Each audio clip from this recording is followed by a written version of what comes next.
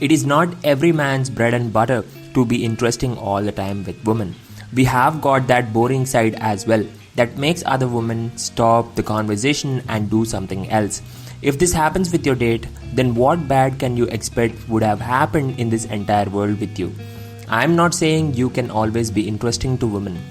What I'm saying is you can change a few things when it comes to making yourself present interesting to women. So today in this video, I'm going to tell you exactly that. So if you haven't subscribed yet, do click the subscribe button below.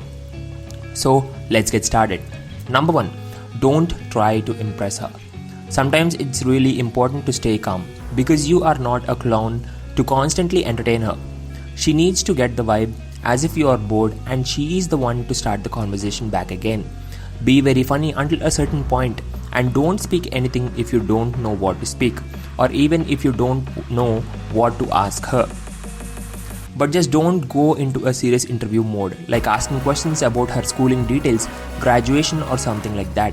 When you ask her such questions, she gets even bored and loses interest very quickly. When you take a break for a small time, she feels as if you are losing interest on her. Her mind starts automatically thinking in making a small conversation starter to make you like her even more. Let's give women some time to think and work for us. Number 2, you can make interesting conversations like this. In the previous point, I've clearly said to keep quiet for a moment if you don't know what to ask her or you don't know exactly what to speak with her. It's good to do it once or twice on a date, but more than that, she feels awkward. In that case, you just need to take the initiative to spice up the conversation a bit more. Just by steering it to an interesting side, asking right questions can bring up signs of emotional connection between both of you. So how to exactly do that? When you are about to ask her a question, think of how it can bring up emotions in her.